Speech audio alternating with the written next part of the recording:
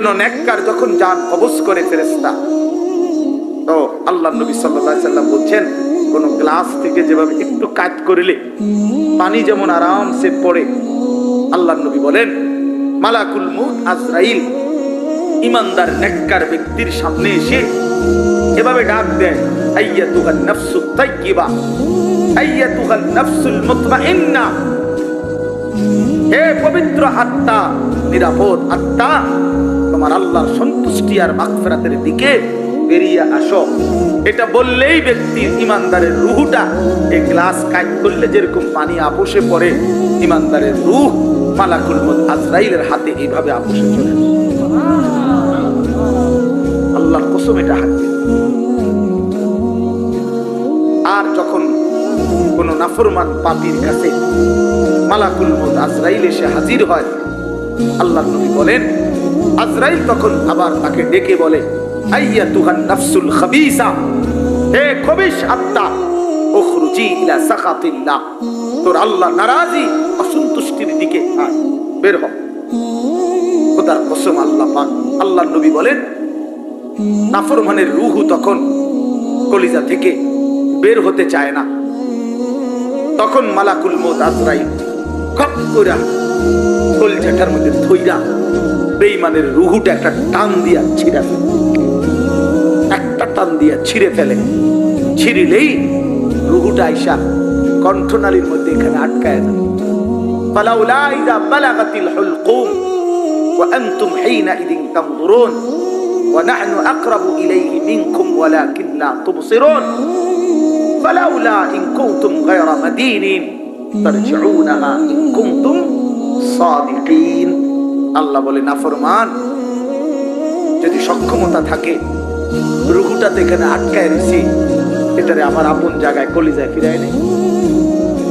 তারজিউনাহা, যে ফিরায় ইন কুনতুম সাদিকিন। তুই না বলছিলি কিসের আল্লাহ, কিসের কোরআন, কিসের হুজুর? এই মিয়াডি তোর মিয়া সব কথার মধ্যে হুজুর আরে টাইম নেন না, সব কথার মধ্যে কোরআন কিতাব টাইম নেন না, এমন বেদব নাই? কথা বলেন না কেন? এমন বেয়াদব, নিকৃষ্ট বেয়াদব টাঙ্গাইয়া ফিরন দরকার। নাফরমান আখিরাত খামখেয়ালি মনে করছো, খবর খামখেয়ালি মনে করছো। আল্লাহ তাআলা বলেন এখানে আটকায় থাকে, কাল্লা ইদা বালাগাতিত তারাকি, এই একই অর্থ। কণ্ঠনালীতে নাফরমানের রূহটা যখন আটকায়, এটা আমি এমনি বুঝাই তাহলে বুঝতে সুবিধা। এই দেখেন এইটা আছে না, এই টিস্যু, এটা বাইর করা খুব সহজ, এই যে টান দিলেই বাইর হয়ে যাবে, এই যে, ঠিক না?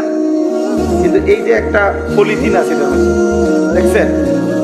এই যে একটা আলগা পলিথিন আছে না, এইটা আমি টান দিলে বাইরে হবে না, কি করতে হবে?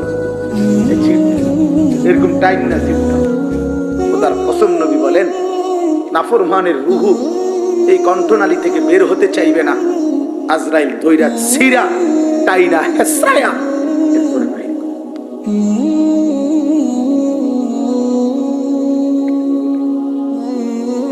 কাল্লা ইযা বালাগাতিত তারাকি وقيل من راق وظن أنه الفراق والتفت الساق بالساق إلى ربك يومئذ المساق فلا صدق ولا صلى ولكن كذب وتولى ثم ذهب إلى أهله يتمطى أولى لك فأولى ثم أولى لك فأولى।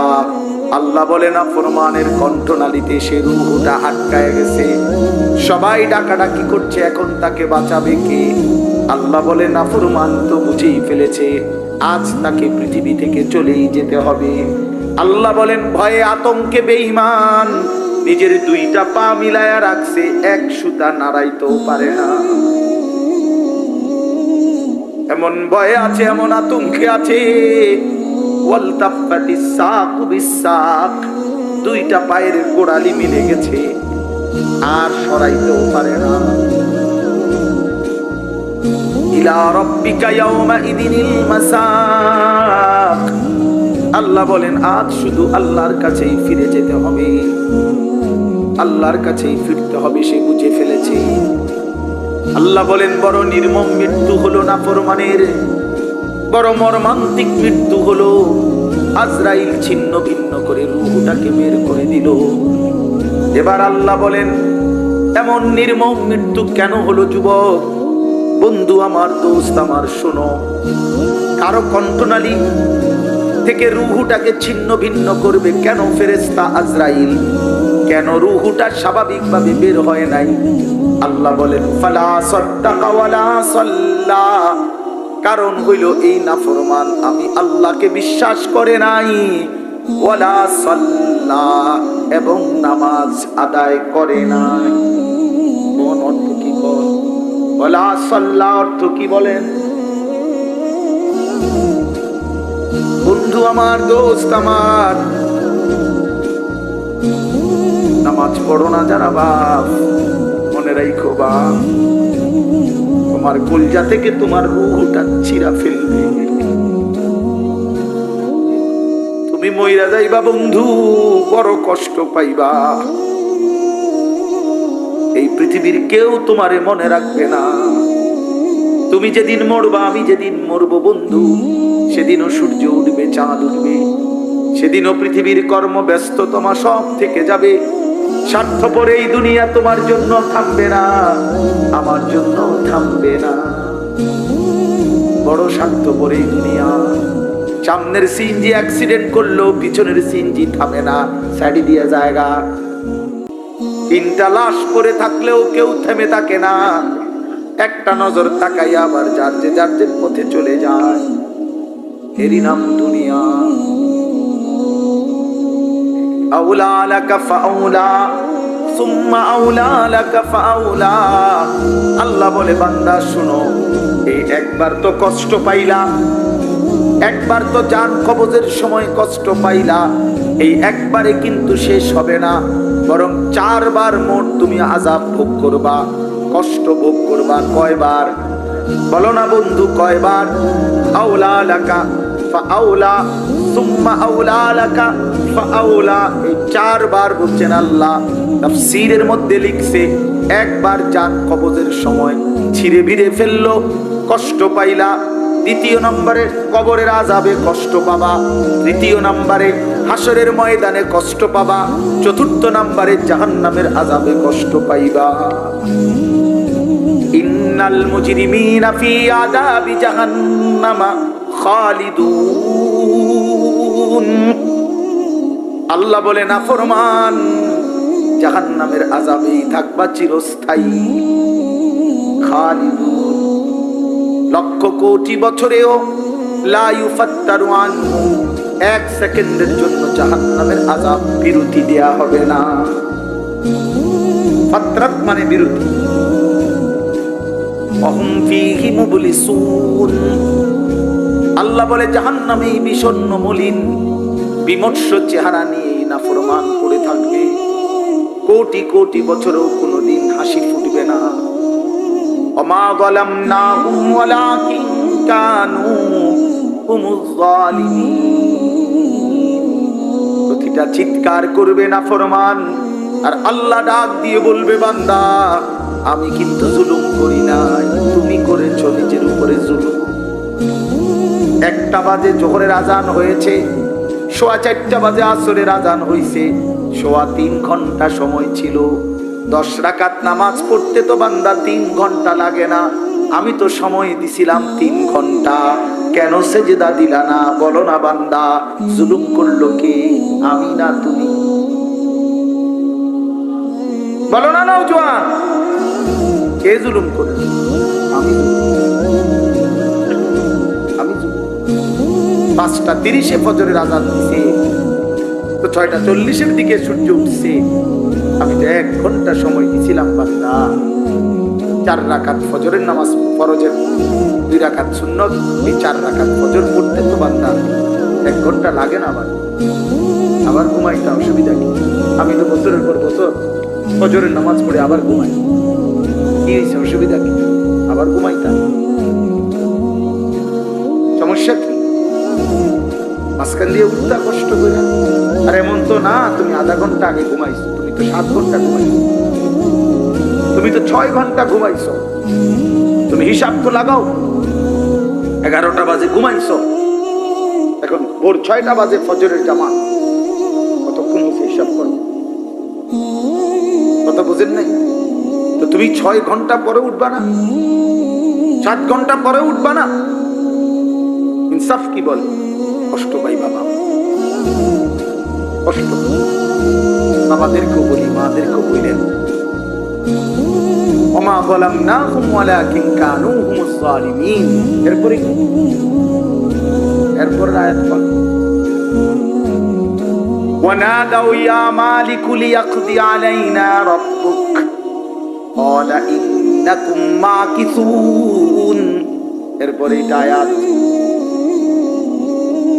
ফেরেশতা জাহান্নামী যখন আল্লাহ পাক বলবে বান্দা আমি জুলুম করি নাই, আল্লাহকে চিৎকার করতে করতে জাহান্নামী একটা পর্যায়ে এবার জাহান্নামের ফেরেশতা মালিককে বলবে, ফেরেশতা মালিক তুমি তোমার আল্লাহকে বলো না এমন শাস্তি, এমন আযাব, এমন জাহান্নামের আগুনে আমারে না পোড়াইয়া এইবার বলো না আমারে একবারে মৃত্যু দিয়ে দিতে, আমি যে আর পারছি না।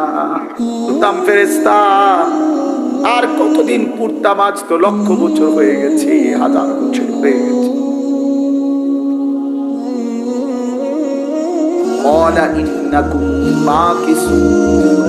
ফেরেশতা বলবে না বন্ধু, তোমাকে এমনই পড়ে থাকতে হবে, এখানে আর কোনোদিন মৃত্যু হবে না, অনন্তকাল তোমাকে এভাবেই থাকতে। আল্লাহ আমার এই মাফ করে দেন। দোস্ত আমার, বন্ধু আমার, আমার কথা শেষ। মাহে রমজানকে বদল করে বলেন ইনশাআল্লাহ। বয়স্ক বাবাদেরকে বলি, নিজেদের বিবিদেরকে ফিরান, মেয়েদেরকে ফিরান। রমজান মাস খুদার দোহাই বাজারে ছাড়বেন না, মার্কেটে চাইবেন না। রমজান রহমতের, মাগফিরাতের, নাজাতের এত বড় বরকতময় মাস আল্লাহ ইবাদত দিয়ে সাজাইছেন। আল্লাহ বলছে বান্দা আমার 11 মাসের ইবাদতের সাথে আমি রমজান আরো ইবাদত দিয়ে সাজাইছি। অভিজ্ঞ ব্যবসায়ী সে তার সিজনে অতিরিক্ত মাল উঠায়। কাপড় ব্যবসায়ী এখন আরো 40 লাখ টাকার মাল উঠাইছে, কারণ তার এখন বেচা কিনার মৌসুম, ঠিক কিনা বলেন? তো আল্লাহ পাক বলে রমজান আমার গুনাহ মাফ করে দেওয়ার মৌসুম, রমজান আমার বান্দাকে জান্নাত দেওয়ার মৌসুম। এই জন্য আমি আল্লাহ আরো ইবাদত উঠাইলাম। গত 11 মাসের ইবাদতের সাথে নতুন করে আরো যোগ দিলাম 1 মাসের রোজা, নতুন করে আরো যোগ দিলাম প্রতিদিনকার 20 রাকাত তারাবি, নতুন করে আরো যোগ দিলাম ইফতার। এতদিন আছিল এটা হুদা বুট মুড়ি, এখন এটা ইফতার, এটা নেকি, এটা ইবাদত। নতুন করে যোগ দিলাম সাহারি, নতুন করে যোগ দিলাম শেষ দশকের এতেকাফ, নতুন করে যোগ দিলাম শেষ দশকের বেজর রাত্রে শবে কদর, ঠিক না? নতুন করে ঘোষণা দিলাম 11 মাসের হিসাব যেমন ছিল ছিল। আল্লাহ বলে বান্দা শোনো, নতুন হিসাব শোনো, একটা নফল একটা ফরজের সমান, একটা ফরজ 70টা ফরজের সমান। নতুন হিসাব শোনো, প্রথম দশক রহমত, মাঝখানের দশক মাগফিরাত, শেষ দশক নাজাত। নতুন হিসাব শোনো, একজন রোজাদারকে যদি ইফতার করাও তো ওই রোজাদারের সমপরিমাণ পুরা নেকি পাইতে পারে। এত কিছু দিয়েও যদি কারো মন গলাইতে না পারে, তার উপরে আল্লাহর লানত, ফেরেশতার লানত, নবী পাক সাল্লাল্লাহু আলাইহি ওয়াসাল্লামের লানত। বলে মানে হ্যাঁ, এটাই তো নবীজি বলছেন। ওই যে রমজানের লাস্টে আইসা জিব্রাইল বলে গেছে নবীজির কাছে, ইয়া রাসূলুল্লাহ, যে রমজান পেল, এত সুযোগ, এত নেকি, এত অফার, তারপরেও যে গ্রহণ করলো না, তার উপরে আল্লাহর লানত, ফেরেশতার লানত। নবীজি বলছে আমিন, ও জিব্রাইল, আমি মুহাম্মদেরও লানত। এজন্য মনে রাখো ছেলেরা, রমজান মাসে যারা নারী দেখবা, ছবি দেখবা, উলঙ্গ দৃশ্য দেখবা, নামাজ পড়বা না, সেজদা দিবা না। আর যেই সমস্ত মহিলা রমজান মাসে বাজারে, মার্কেটে, হাটে ঘাটে শুধু জুতা, শাড়ি, গহনার জন্য ঘুরবে, ওইগুলারে বইল যে তোমাদের উপরে আল্লাহর লানত, ফেরেশতাদের লানত, নবী মুহাম্মদের লানত। খোদার গজব পড়ুক, খোদার লানত, আল্লাহর লানত। দোস্ত আমার, বন্ধু আমার, আমি প্রতিদিন এ কথা বলি, খানা, খাবার, পানি, পেশাব পায়খানা, ঘুম, যৌন চাহিদা পূরণ, লজ্জাস্থানের চাহিদা পূরণ, এটুকুর নাম মানুষ না, এটুকু জানোয়ারেরও পূরণ। কুকুর বিড়ালও খায়, ঘুমায়, পেশাব পায়খানা করে, যৌন চাহিদা পূরণ। কুকুরেরও বাচ্চা হয়, শুকরেরও বাচ্চা হয়, তাহলে সেও লজ্জাস্থানের চাহিদা পূরণ করে। এই জন্য দোস্ত আমার, বন্ধু আমার, বাপ আমার, শুধু এটুকু চাহিদা পূরণ হয়েছে, খাইতেছি, ঘুমাইতেছি, পেশাব পায়খানা করতেছি, যৌন চাহিদা পূরণ করতেছি, হালাল হারাম কোনো বাজ বিচার নাই, যা পাচ্ছি তাই খাচ্ছি, যা সামনে দেখতেছি সবই দেখতেছি। কে দেখা আমার অনুমতি, কে দেখা আমার অনুমতি নাই। দোস্ত আমার, বন্ধু আমার, এটুকু যদি বিবেক কাজ না করে, সে মানুষ না,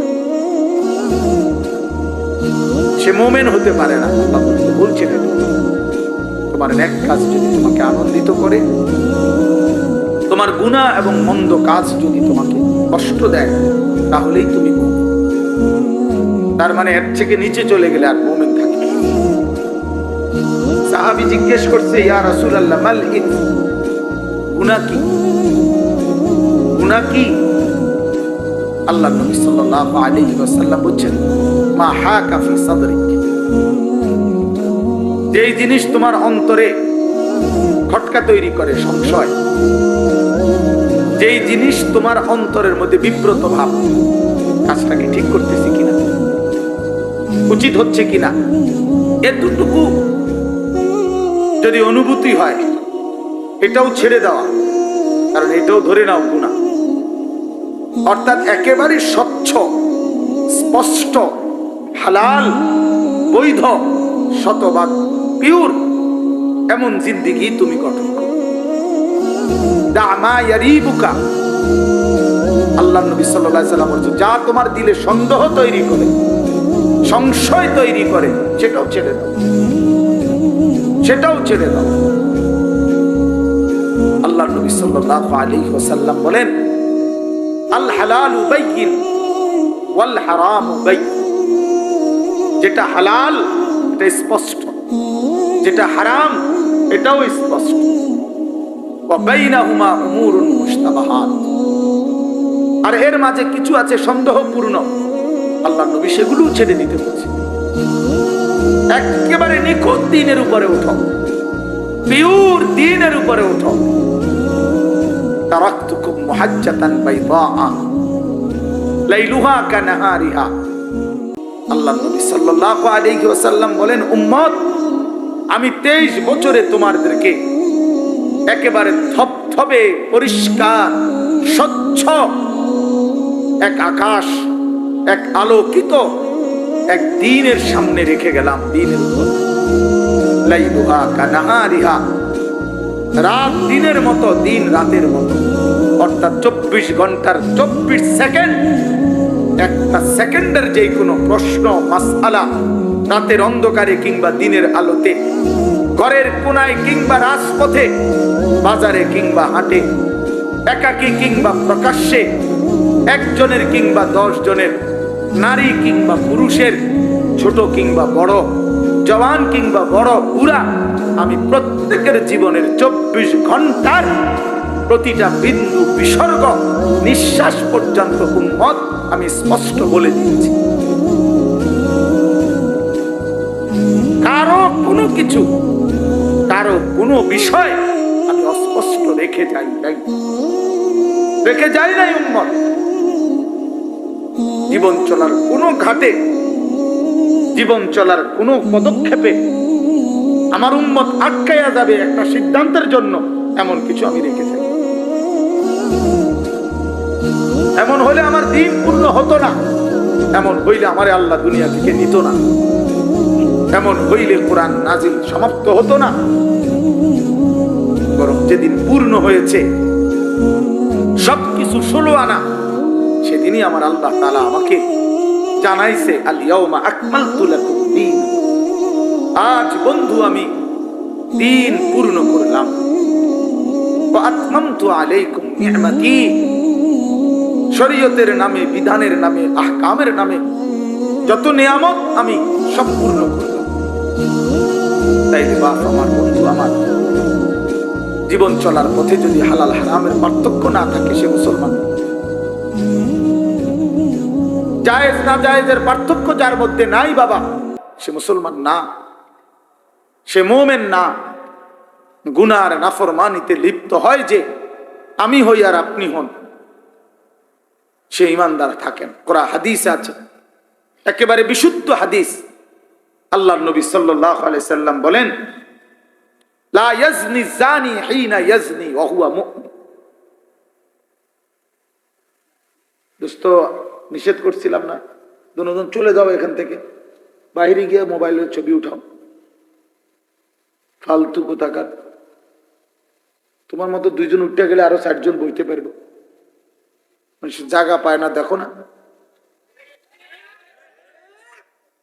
এখন সুন্দর লাগছে নি যে সবাই ঠিক কইছে, মানে বেটকি মারছে, বেওকুফ কোথাকার। এটা নিষেধ করলাম না।